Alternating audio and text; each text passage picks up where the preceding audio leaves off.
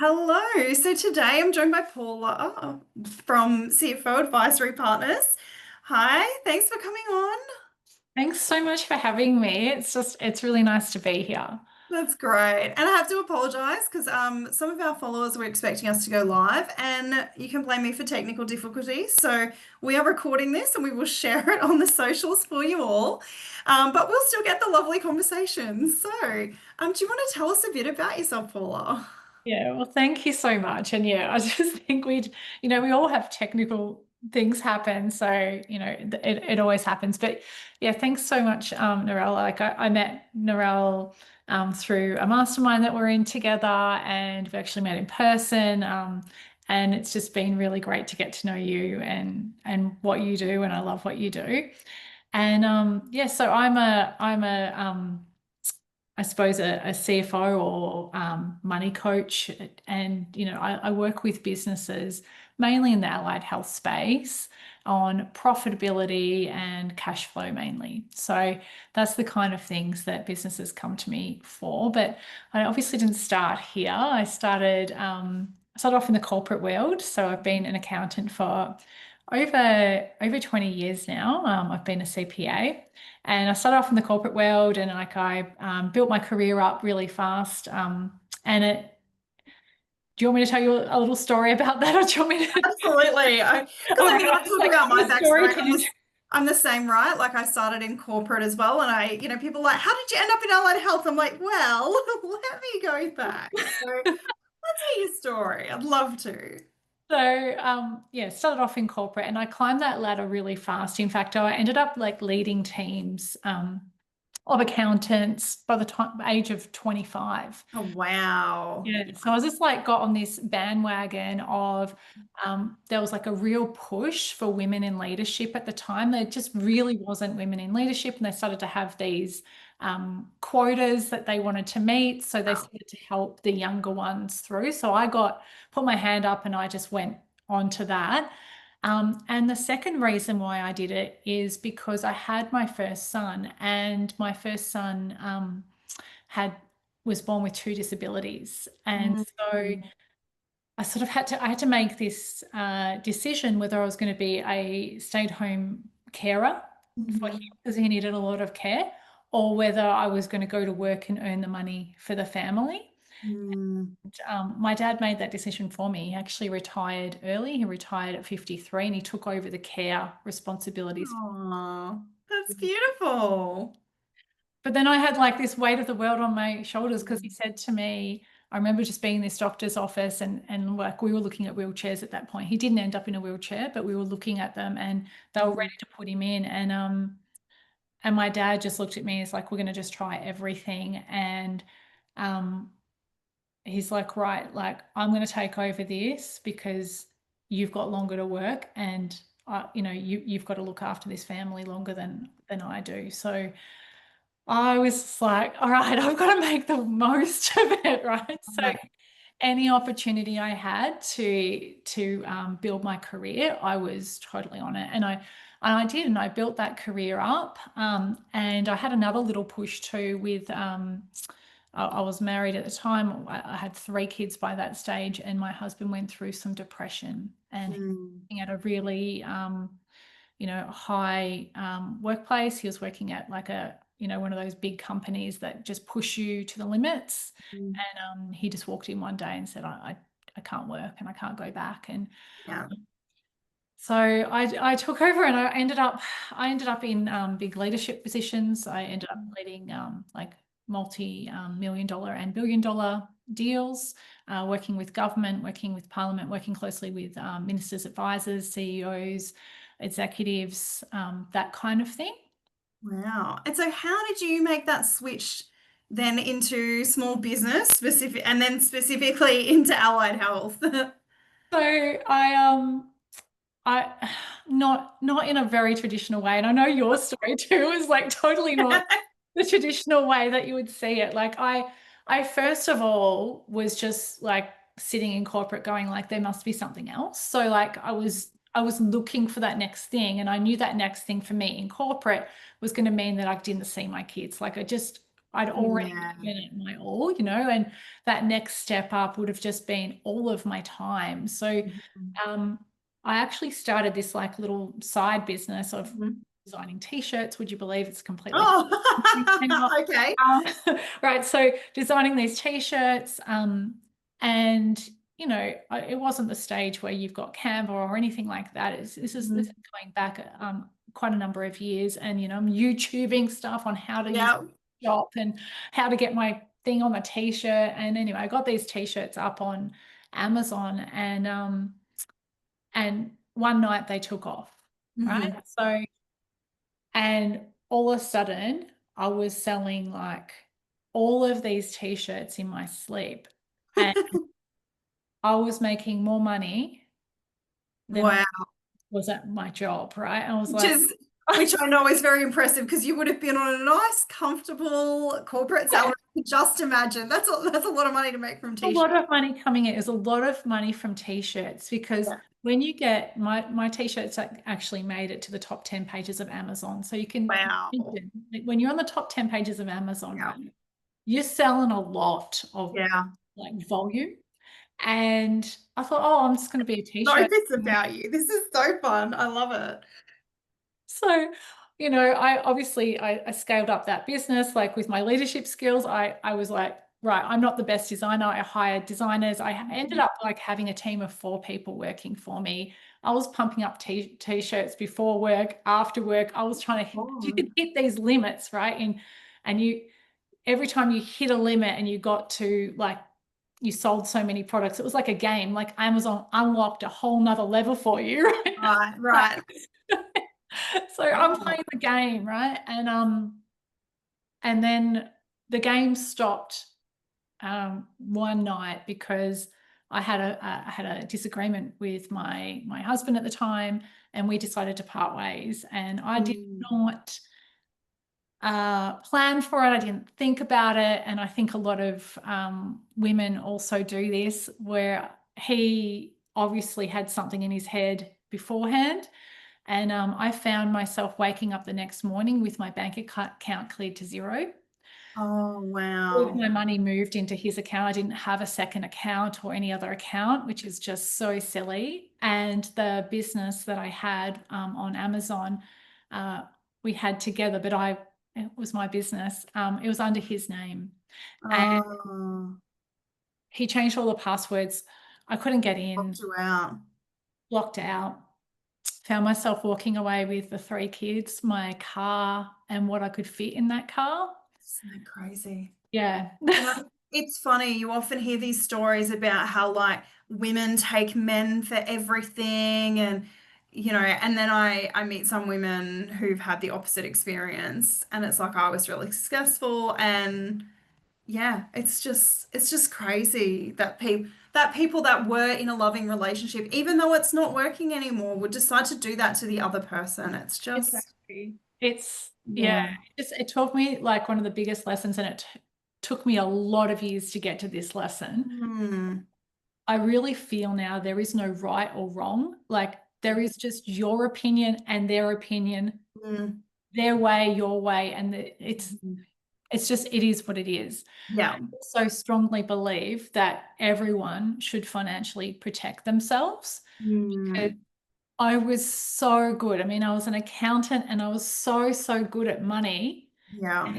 I paid off my mortgage. I was renovating the next house that we were going to flip again. I had the nice cars. I had the nice holidays, the designer clothes, the kids are at private schools, like it just, Yeah. everything was just super easy. Hmm. So but I didn't back myself up. I didn't make sure that if things fell apart, that I would be okay. Yeah. Right. And so I think that that's a real key point, like Mm. that, we've got to protect not just like our business, like our family as well, right?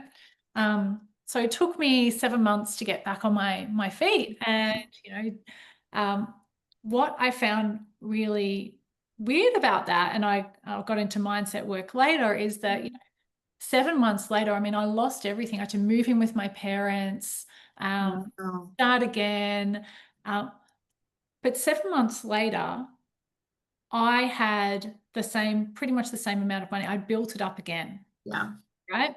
I had, a new business, which Hmm. is my coaching business. Like I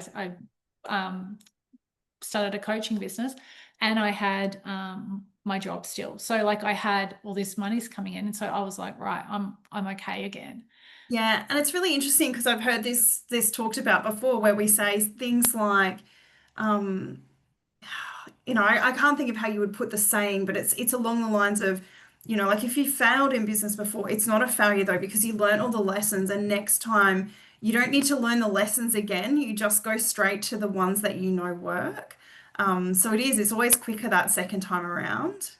Exactly. It's like, Yeah. and even if it's a different business, like Mm. you've learned it. Yes.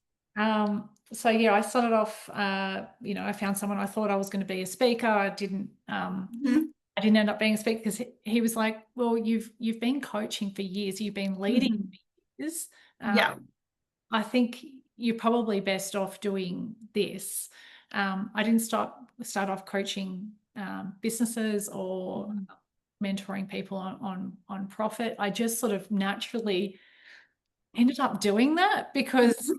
I was an accountant, right? So like, Yeah. instead of just, I suppose, coaching people, I lent into the money. I was like, oh, okay, right. I want to see this and I want to see that. So it just developed over time into what it is today, which is very much the numbers and very much Yeah. looking at all of those things, but also it's not just like what I said before, it's not just protecting that business, it's protecting your family and your lifestyle as well, because I think that's what I found working with a lot of small businesses is that they get to a point like, they've built this business up and they're still like pouring everything into the business, but not Yeah. really thinking about themselves or like their long-term goals or, you know, Yeah. making sure the family's going to be okay. No. Yeah. Yeah. And I feel like I see different people at different stages. So, in the early stages of business, you often get people when they were probably in the allied health space, they were probably making decent money as a solo practitioner. And then once they bring on team, the team normally makes money, but more the problem is if they move from having, say, renting a single room into renting their own clinic space, that initial jump, they're often not prepared for how long it will take to build their team up. They're not even prepared with the team. They haven't really forecast like how much revenue they're going to bring in to cover all of these new business expenses. And they end up in this spot. And I mean, this is exactly where I was when I was running a clinic with my now ex-husband as well, was, like we were paying the staff more than we were paying him. We were Yeah. surviving off of my wage, and half the time we were putting money into the business because it wasn't enough to cover all the costs after we paid the staff. And staff sometimes think you're rolling in it, but Yeah, you're not. You're no, really not. you're not. And it takes time to build that if you don't know that ahead of time. We had to learn some hard lessons, and I'm really glad we have business coaches because we learned those lessons a hell of a lot quicker, having had them to guide us. But things like marketing, right? Like if you can't, I often talk to people who are in this space of wanting to hire their next practitioner. I've got a client at the moment who they're like, oh, I need to hire more practitioners. And when I look at their online booking, I'm waiting for them to send me their KPIs because they don't really track them. So I'm going to have to help them do that. There are so many appointments available. And I'm like, do you actually need more staff? Because I think you have a utilization problem, which says to me you probably have either a marketing problem, you're not getting enough clients, or you have a client retention problem that you need to work on. There's no point in hiring more staff if you have unutilized capacity. And it just blows my mind sometimes that people just aren't looking at the numbers. Not looking at the And even in bigger clinics, I've got one client who's got like 25 practitioners. Like they're a big practice. They've got a couple of different satellite locations, but they're a pretty big practice in terms of the allied health space, right? And, I'm looking at their KPIs, trying to help them do their annual salary reviews and REM benchmarking and figure out who and like where to pitch their bands and then how much of an increase to give each of their individual practitioners within those bands. Because they've realized over the years, some people ask for pay rises, other people don't. men tend to ask a lot more than women. Yes. Like we know by Yes. statistically, women undervalue ourselves, and a lot of the gender pay gap is often driven by women not asking for more and companies giving men more because they asked and not matching the women. And I hated that when I was in HR. I always, the amount of times I gave women more than they asked for or pay rises because I was in mining. We had the money. There was, budget issues weren't a problem. And I was looking at it going, you've got more experience than the guy that we hired 2 months ago. Like, hell, I'm putting you on that money. I know that's not what you asked for, but you're getting more like this. We are not having this gender disparity. And I, looking I at their think that's true. KPIs, like That, that pay gap is still there, it right? is. And that story that I was telling you about, like where I was right near the top, Mm, there was times where I was working alongside, three other men. I remember I was hmm alongside three other men, we're all doing the same job. In fact, Yeah. I probably had the worst one because I had team that traveled that I meant I had to travel all the east side of the state and the Mm, city. So like yep. they had just like teams where they were. And we're Yep. not talking like that we used Teams or like Zoom or anything like that at that point. Like Yeah. that stuff was not something that. So I had probably the hardest job, but yet they got extra things like laptops and car spaces and extra money, and um, my job was always up for review and theirs wasn't. Yeah. you I know read some really interesting statistics the other day. So, in some sub areas in allied health, it is more 50-50 men and women. But in a lot of the allied health professions, it is still much more heavily female dominated industry. So it depends on which area you're in. Physios tend to be a bit more even. I think chiros actually, do they swing slightly more men? Anyway, but then things like OTs, massage therapists, psychologists, they're much more female dominated. And I read some really interesting statistics that despite the larger proportion of females in the workforce, the larger proportion of people in management position are still men. I It's was just, gonna say, like when I talk to people, when I talk to businesses, it's still mostly it's a man. yeah, you know yeah, yes, they've got a whole heap of women working, but they're not the in one leadership roles. in the Yeah, leadership roles. Yeah. yeah. Yeah. Crazy. Anyway, we digress. That was a tangent. So Yeah. I It's guess, I find guess it so interesting though. Like I really find it interesting. Um, And I've actually said this to people. I haven't probably said this in a while. I should do some content about this again to remind people. But there's some really interesting statistics that say that women will only apply for a job if they meet close to 100% of the criteria in general. Men will apply if they meet about 60%. So a lot of the time we also have this like imposter syndrome where women they look at something, they're like, oh no, I couldn't possibly do that job. I don't meet what they want, so I won't apply. Whereas men will take the risk. And this is generalized, right? Like some women will take the risk and some men will be like, nah, I don't fit the box. mm, Just depends on your personality type, I guess. But so I'm always very cautious in my job ads in when I was in the corporate space to be more inclusive and less prescriptive.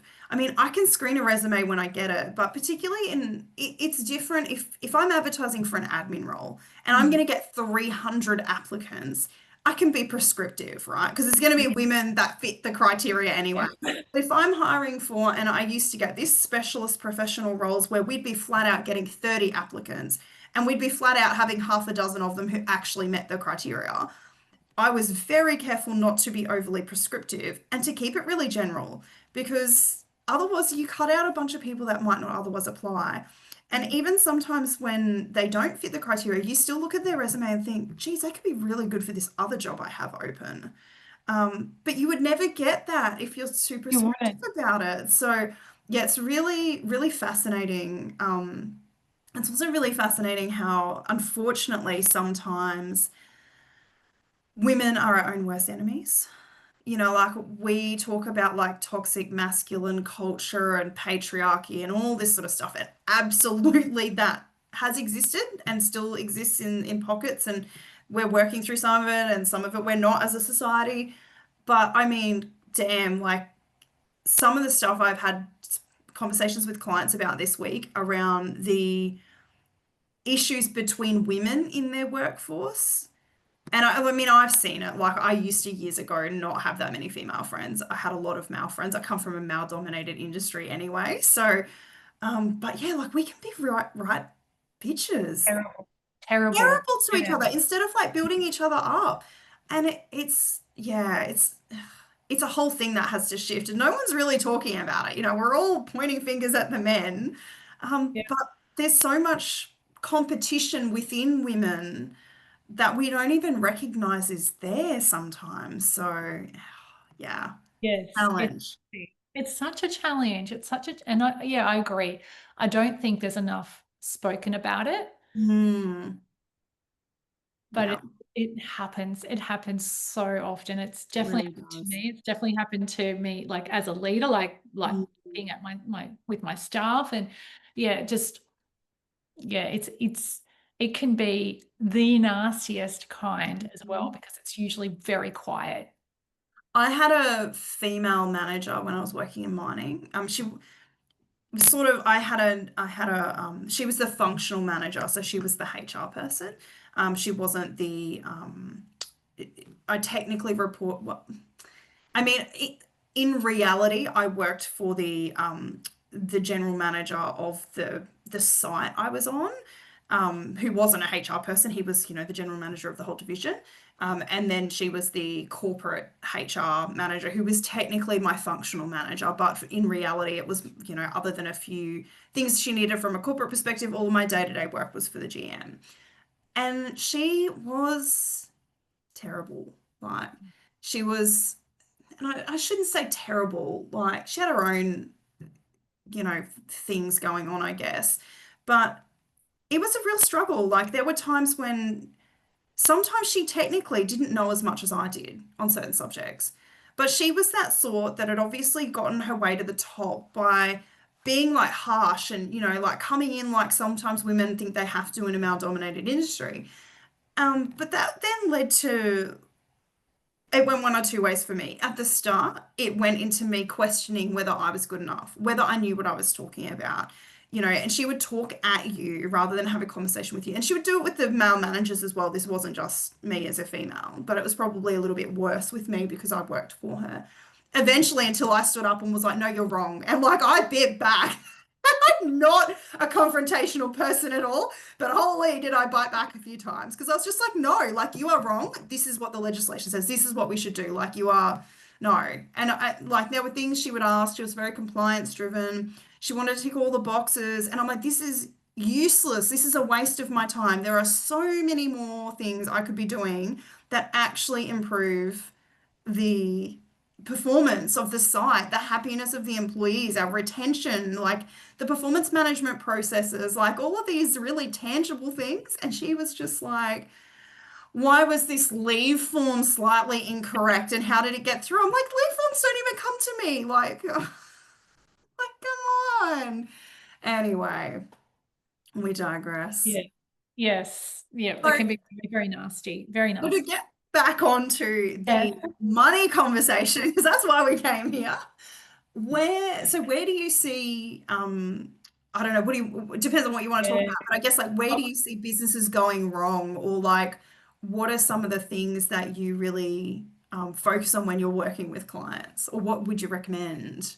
And like it's not just um businesses at a certain level. Like it's not just early businesses that can go wrong because I just want to like open your mind up to like when you're looking at the TV, when you're looking at the news, Mhm. you'll for sure at least a couple of times a month see some big corporation on the news go under or they're out of business or Yeah. um and that they could be earning millions or billions and it's the same issues as Mhm. what the smaller businesses are experiencing and it's not um it's it comes back to either cash flow like managing your cash flow like they simply just you know were going too fast and like did not manage it and so Yeah.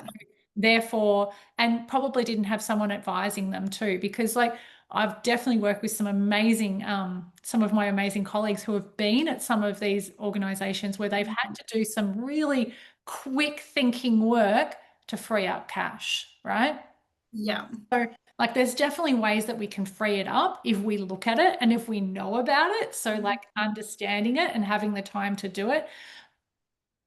And also making sure that you're going to be okay business wise and also long term wise yourself, your family, Mhm. that protecting yourself, right? So, um, I think when we come from employee to owning our first business, Mhm. we've got that employee type mentality of, right, well, this is how much I want to get, like I'll get paid, but you've got to take out of that your operating expenses, your rent, your staff time, like your marketing budget.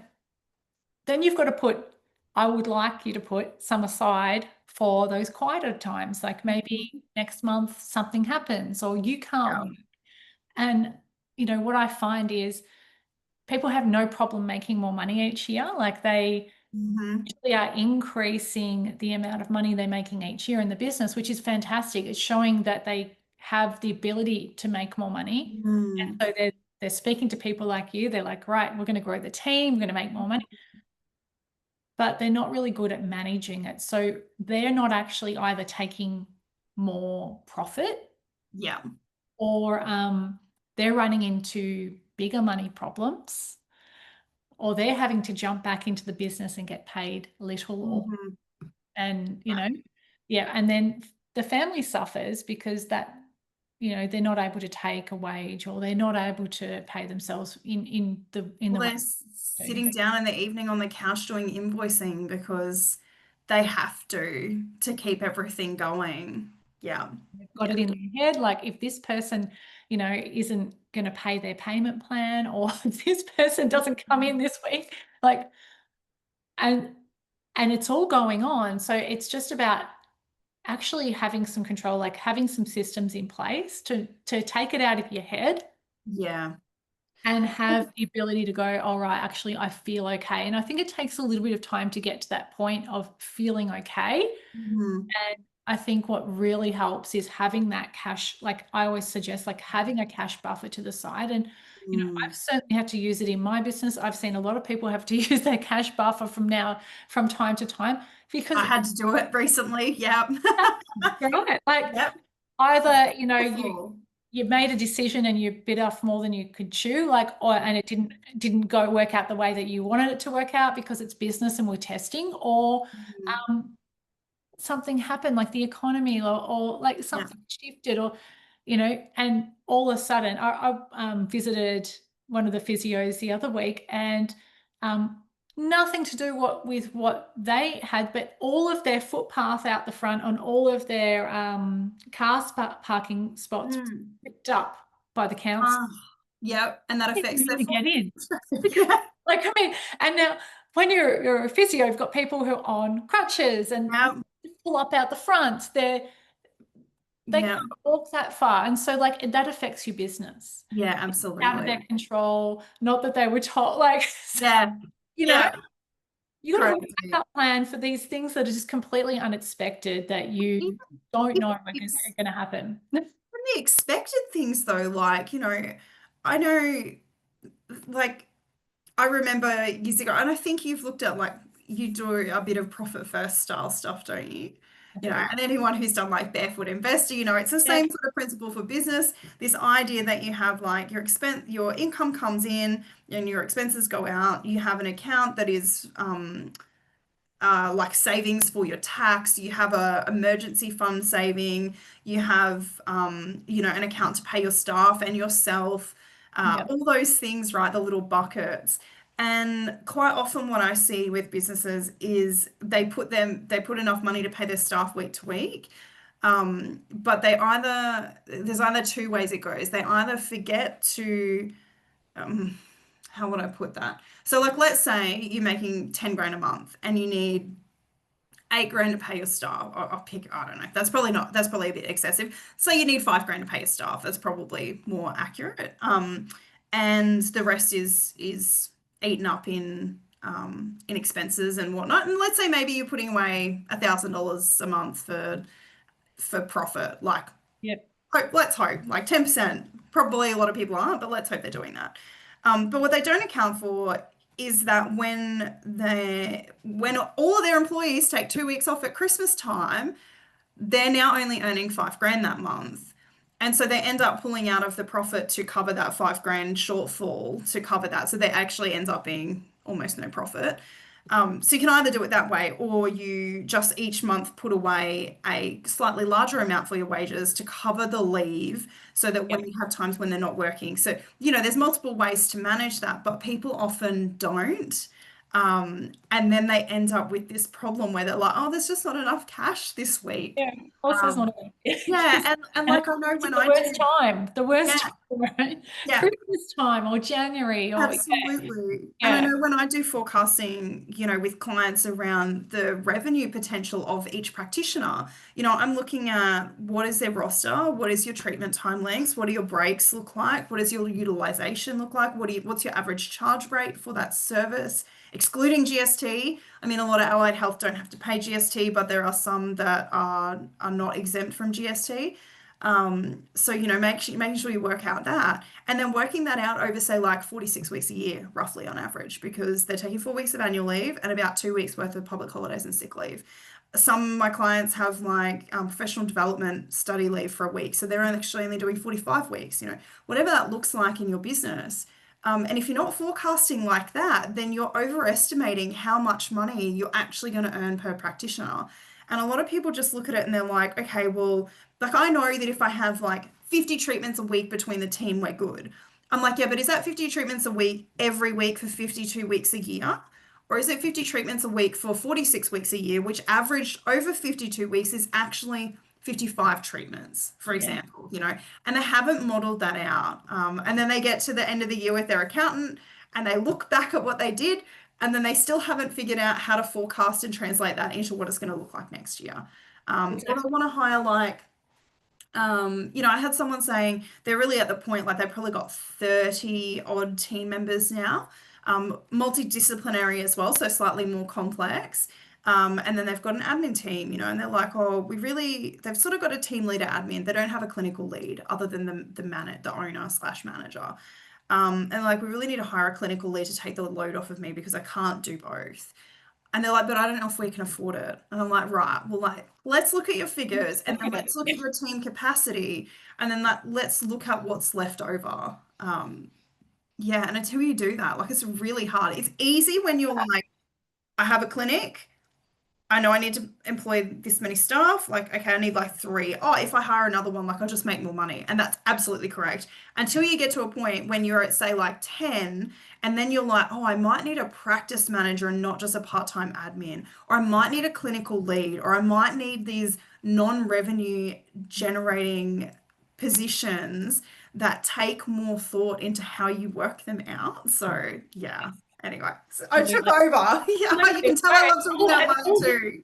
It's, it's all valuable, right? Because and often they don't speak to their accountant because Or if they do, their accountant is a tax they're accountant. a tax They're account. not getting Yeah, they're not- management. So, okay, give us the quick rundown on what are the different types of accountants, because so many okay. people don't understand that there Yeah, is a difference. there's a difference. Like your tax accountant, the accountant that you're going to get for your business, who's your tax accountant, might also do your BAS if you need that done.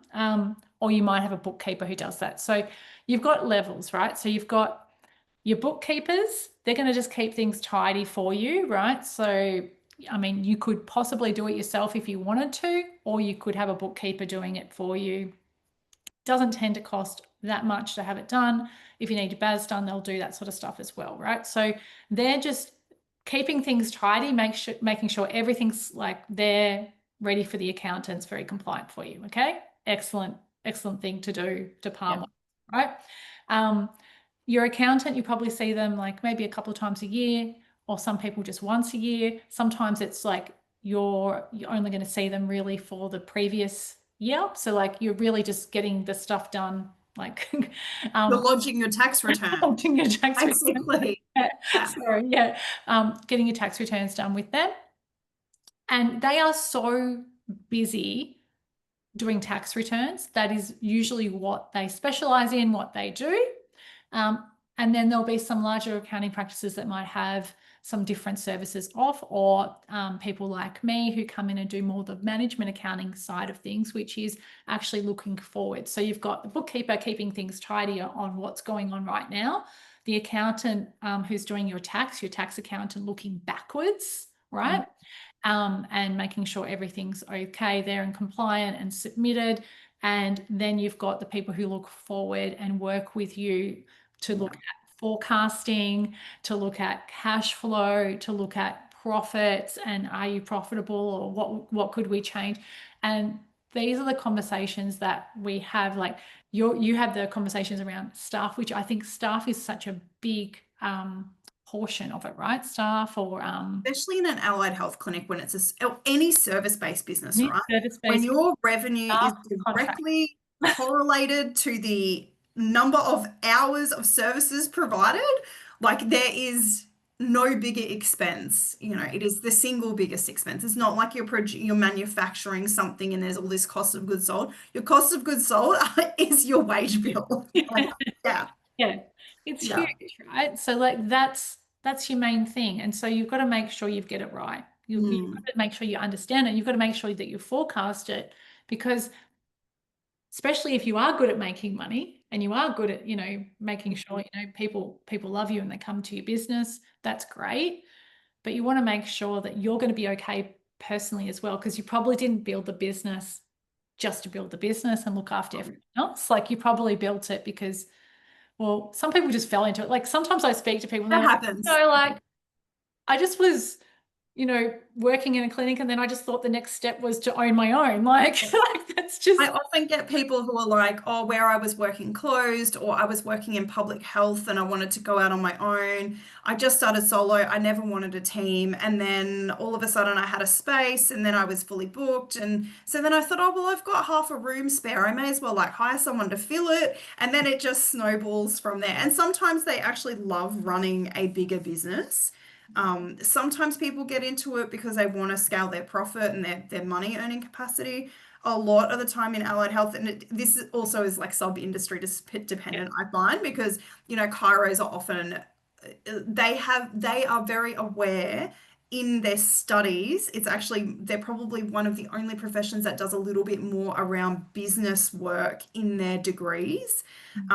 They come out with an intention to earn more money. Most allied health people go into it because they really want to help. And I'm not saying chiros don't, they do, but they're just more aware of it in their study. Most other people just go into it because they want to help everyone. They don't really think about the money earning potential other than knowing that it's a reasonably like middle income type profession. It will they're not going to be low income earners in that space. So that's sort of like box ticked, help people, box ticked. They don't necessarily go into it thinking that they often go into it thinking, I really see a gap in the market in terms of wanting, like being passionate about helping this subset of people that don't get the help they need. They don't go into it thinking, and I can earn 2 times or 3 times as much what I earn as a salary earner. That's not often Not the generally initial there. thought. Yeah. Yeah. But yeah, so that being said, it's a mindset shift almost, like to go, right, well, and I always get people to look at, one of the first things that we do is we actually look at what you want as a human. Like what do you want, not the business, because we can look at the business after that, but I want you to know, like, what is your end goal? Like, do you like, because I speak to people all different ages as well. Sometimes, they've been in business for a really long time and they have not planned for when that business stops. Like Yeah. at what point, or how will that look? Will they structure it so they're still kind of in it, or they structure it so they actually sell it off, or and so they haven't really worked out whether they can do it. And so therefore, like they're just in this constant, like it's just like every single year they're just doing the same thing and they're not really getting any further. And so I like people to look at, okay, what's my freedom number? And I think that was one of the things that I did first. Like when I went through the divorce and all of it. I'm like, right, well, I want to know that I'm going to be okay now. Not okay if I meet someone, okay, like Yeah. okay to support these 3 children, okay to support myself long term. Like, what is that number that I need to hit? And how am I going to hit it? Because I'm not going to hit it just with the income that's coming in. I'm going to have to hit it with investments and things like that, right? So it's bigger than just this, right? Yeah. Once I knew that figure and I could start to work towards that figure and like just start investing, like, even though I was like scared at the time going, oh, I'm doing this on my own and all the things, just start to do things towards it. Now, like, and I'm only, I'd say 8 years after the divorce. It doesn't matter what I do now. It doesn't, if I don't touch that, it's going to grow to the point where it will hit that number regardless now. Like, I have done the work to get it and it's now compounding. And Yeah. so that's what I want people to see, that they have the power to pick what that number is. They can have the power to pick what their lifestyle is, because too many times I'm seeing business owners like near the end and something bad happens. Like, I don't know how many times I've seen people like come to me with a really big tax bill. I've seen businesses go under and them have to pack up. I've seen people have to leave their kids with relatives and just move away and get some other form of job and pay off a big bill that they've popped up over the years and just never looked at. So it's just, I think it's really important to, wherever you're at, like, I've been there at zero. Wherever you're at, just to go, okay, right, I'm owning this now. And if I'm starting from here, whatever that looks like, do I need an accountant to come in and help me, like sort, or a bookkeeper, or do I need someone to help me come in and forecast this out and just get a cash flow or a yearly forecast set up for me so I know what's going on, or to train me on how to do it, and then I can go from there, right? So you know what you're aiming for personally, and then you can work it into the Bring the business. business along. Yeah. Yeah, this is what my business needs to bring in for me if I'm going to have that lifestyle. Yeah. It might be disconnected. Sometimes, I've got people who are like, well, I'm really happy to live in Fiji, and I'm really like, or I'm happy to live in Thailand, or I'm happy to live in Bali and it's a much lesser cost of living. Lower cost of living. Yeah. Whereas for me, I was like, right, no, Johnny and I, like, we never want to move away from our kids. I've met someone, we've got, we never want to move away from our kids. We know that they're growing up here. They'll meet people, will be grandparents. So like, we're going to have to afford a lifestyle in the same suburbs. Yeah. So that was really important to us. And also, like, we want to help our kids out. Like, we'd really like to help our kids out with like property and cars and things like that. So that's important to us as well. So like, we need to have a certain amount of income coming in, and it's not just from the business for us. It's from the business, and it's from what we do, house flipping and investments and things like that too. Yeah. Yeah, and it's really interesting as well. What came up then was just this thought of sometimes like the guilt of people earning more money. So, I was literally having a conversation with a client this morning where they'd said they'd had some sort of snide side comments from some of their employees who saw more of their financial data just by, I'm assuming probably through their systems, or maybe they were helping with accounts admin. So maybe they were inside the invoicing section. And they had some snide comments when they bought a new car. And he was like, actually, I've been saving up to replace my old car for years. It's not like we magically just made all this money out of the business, but they have this perception that, they're essentially like, they bought this because they're making all this money out of their employees. And it's like, well, if they are making money out of the business, like that's the whole reason they run a business. They don't come to work to just earn the same salary as the person next to them. They took a lot of risk and they invest a lot of time, and they deserve to be compensated for that. So, it was a stupid comment anyway, but more just the sense of like, yes, we have this like tall poppy thing in Australia as well. Um, I don't know, for me, like I grew up in a farming family. We always had money in account. Like we always had money. I wouldn't say we were never well off. I remember not having new clothes. I remember not having brand name stuff. I remember like my aunt visiting once when my parents had gone away and she was taking care of us and like asked me why I didn't have a pair of jeans or like it was something like basic. But I always went to school sport. I always got to go on holiday. Like when I say holidays, like we would go on a driving holiday a couple of hours away once a year. And we would go to the aquarium and the beach and stuff. Like it was nothing fancy, but that was like we never missed out on the staples of, what I felt was sort of normal, like probably lower middle class, like, back 20 years ago before middle class included like going out for dinner or lunch or Yes. breakfast all the time, right? Like we Yeah. were lucky if we got I, fish and chips once a week, like, and that was I'm with only because you. we were out at like kids' sport and we weren't physically at home at dinner time. And so, and in farming, what I noticed was, and it's not like dad ever discussed finances with us, but I just knew this, right? We got paid a massive amount of money during the crushing season, and then we got paid absolutely nothing for the remainder, like 6 or 9 months of the year. And that money had to stretch all year. So I very much have always I've always had money in my account. I've never been a week to week person, but I do get stressed out if I see that money getting low. Yeah. And so it's really interesting those stories that we carry on. And I do have a little bit of that, like, well, who am I to earn more money? Like, can I actually earn more than like what's reasonable? And even now, I earn less now than I did when I was in my job, my last corporate role, because I was in a management position. I was paid very well, very nicely. Um, and I didn't feel like I was worth it.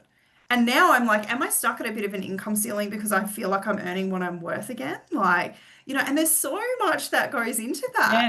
And we don't Yeah. even realize it's there unless you've really dug into it before. And the good thing about it is when you do realize it, like just realizing it like this Mm, is enough to go, that's there. yeah. I wonder if I just thought a different thought. And I think sometimes we think um, we need to go into it over and over and over again, and we need to Yeah. beat ourselves up, and we need to feel guilt and shame, and we need to like get it out or shadow heal or whatever. And like Sometimes you don't. Sometimes you I've just need to know it's there. tried everything. Like I've Yeah. tried so many of these things, and I reckon I've tried like every kind of money mindset or manifestation Mm, thing because it just really things around money really interest me. So I've tried like so many different things, and what I've realized is, um, I really do think that we have the ceilings. I think I saw myself like bounce back to a ceiling that was mhm, quite high. Just it didn't even make sense. Like things that just don't make sense. I've mhm. seen myself like where I've bounced down in the business and then just random things happen. I actually got a check in the mail one time. Like it is just really random things to take it back up. But I really feel like one of the biggest things that shifts my mindset the fastest, and which is why Mhm. I ended up meeting you, is actually getting around other people doing the same thing. Absolutely. Yeah. And like in masterminds, I don't even care if I've got a question or whatever. I'm going to turn up as much as I can because I Yep. want to be around the people. I do the same thing because you get different ideas from them as well, and you just get a bit motivated and lifted up, and you're like, oh my God, I'm not alone. They've got the same problems. Or look at how amazing that person's doing. Like, I could do that too. Like, this is Yeah. possible. And Absolutely. you see them earning. And that was like probably the very first time, like, I was around people. I went to my very first like interstate mastermind. This is going back years Yeah. now. Like I hired my first coach, and I never like I hadn't really earned anything like that much in my business yet. Like I'd earn a bit because it was a different space around like I was Mm. coaching, and I did like my first presentation. I literally put it up on Facebook, and 45 people turned up from Facebook. Like that Nice. never even it just wouldn't happen today, right? No, it wouldn't. And I sold Good old 10 days. sold 10 people, and I was like, oh wow, this is amazing. Like it Yeah. just was like it sort of just clicked and happened. And But when I went to that first thing, I saw people earning more. And Mm, later I came back, and that's when I crossed my first 100K in my own business. It was like, yeah. but it sort of was, it wasn't like I was putting more effort in. It's just that things just seemed to line up, that I'd been laying the foundations for Yeah. months before that. And they just sort of all lined up in that week. So I really feel like some of these, just getting yourself around people, like having that mindset of questioning, Mm, like, okay, I can see that.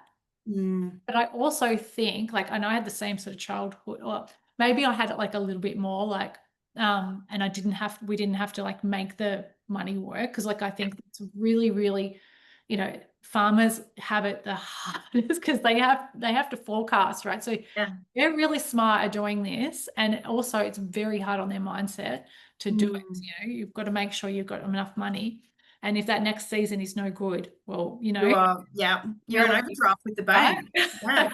You're really, stretched if something happens, a flood or a And drought. we had a drought. Like I remember as a child, one year, Nan writing dad a check. And I remember we were like leaving the house, and I can't have been that old, like maybe, I don't know, 7 or 8 or 9. I have this vivid memory of like Nan handing over a check to dad to be like, no, like you need this to go and pay the loan. Um, and and Nan and Grandad had retired at that stage and they had enough money, but they were still very much like my Nan, the Depression era, right? Like my Nan is now 97. She's only just still with us. Wow. And I remember her as a kid, she would buy stuff out of back in those days it was wasn't IGA, but it was like the local, country IGA equivalent of what we would have now. Five Star, I think it was called back then, the one we had. And she would go and be like, "Oh, the margarine's on sale." Like I'll go and buy 3 tubs of margarine because she loved to bake, right? Yes. And we had cupboards full of stuff. I still now have to be careful that I don't overstock my cupboards. I'm hopeless because I grew up with overstocked cupboards from the farm because we had space, and also you wouldn't Yeah. go shopping every week. Like sometimes it would be fortnightly for a big or monthly for a really big shop, and then you just do small shops. And used to cooking for a family. Like I always overcook. I always overbuy food. Like it is one of my struggles. Yes. I don't buy tons of clothes. I buy lots of food. I can always feed people. And and she still lived like that, even though now she probably has $150,000 in Commonwealth Bank shares that Granddad bought for $1 a share back like donkeys ago.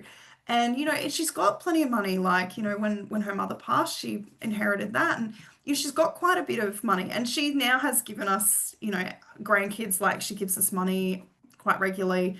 And yeah, but she some of the reason she has that is because she kept living like she was in the depression, even though she had money to spend technically.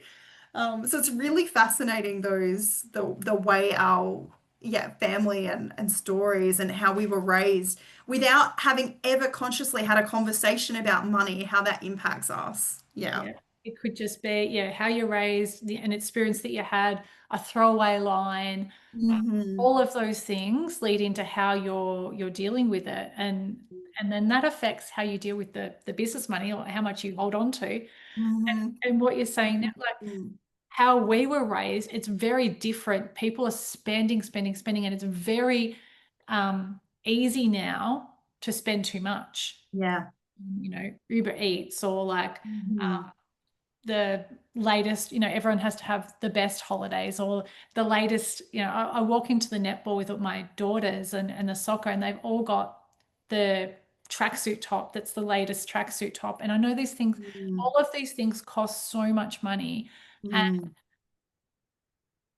is it like, is it worth it? Because I see, I look around and I go, I sort of know how much people would be on, right? And then why are they not putting See more? what, and it's why they're not getting ahead, right? And you're With not the getting decisions ahead. we make. Yeah. And I'm definitely like I like to travel and all the things. I am not one to be like save every penny so you can Yeah. retire early. And I'm like, no, like find a balance, enjoy life, put away money for savings and put away money for holidays and enjoy both. Because there's no point in saving everything until you're 65 to then retire and enjoy life when you no longer have the health. you don't have the health to do it. So like that's No. why we build businesses, right? Like so Yeah. we can actually like live and like actually live life and not have to, be strapped to a 9 to 5 as well. hmm Mm. So now that we've gone all the way rounds in circles, I love it.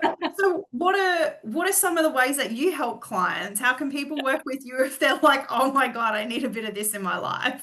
Yeah, that's all right. So well, first of all, how I if you're watching this, I would recommend first of all just getting a free copy of my cash flow template. If you haven't got a cash flow set up, like just even message me on unless we're going to pop it below this, or message me Do on both. Instagram Yep. or on Facebook or on LinkedIn or wherever you want to message me, and ask for the cash flow template, because that's absolutely free. You'll get a free training with it. So I actually walk you through like how to use it as well. So you're not just sort of like stuck with something going up. I don't know. I don't know what to do with this. Yep. And um, just I would start there. If you don't have something like that, start with something like that. I also have some, smaller sort of programs that you can take yourself through that are self-paced. Mm-hmm. And then for the businesses who, want a little bit more help and actually just, you're too busy to now do all of this on your own, then we do have a bit of a one-on-one coaching program where, I walk you through and help you do that. Yeah. Yeah. Great. Wow, it was so lovely to talk. I feel like we had a bit of a plan before, but I didn't really have a like defined plan, and I feel like we went off on all tangents, which is I love doing that. So this suits me to a T. My listeners will probably laugh because if they've followed me for a while, they might see it. Though some of them, when you're just doing like 1 minute live reels or 1 minute reels on Instagram, you have to learn to be succinct. But any of like the podcasts and stuff I've done, we always just end off on tangents. So it's great. So it was so lovely to have you. Oh, Yeah, and we'll drop the links for people so that I'll drop links to Paula's socials so you can either reach out to her or click through and download her cash flow forecast. That's great. And I know the feeling, right? Like I have like a profitability and wages worksheet that I work through. Um, and it's same, I have like video instructions for people and they can go and do that, but sometimes people just don't. I know like when I download freebies, half the time I never look at them. Um, and then, even when I do, like I know a lot of my clients don't like spreadsheets, right? This is why we have people like you and I to like walk them through how to do this. we are. Yeah, that's why you come to us. Like you're Exactly. so good at what you do, and this is just literally what I've done pretty much my whole life. So Yeah. And I have people apologize and they're like, I'm really sorry, I'm not good with spreadsheets. I'm like, it's okay.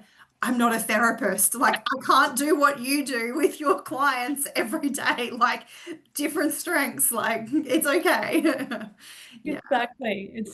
They do some amazing, amazing work. Yeah. Absolutely. Well, it was so nice to talk to you. Oh, And we'll chat again soon, I'm sure. Okay.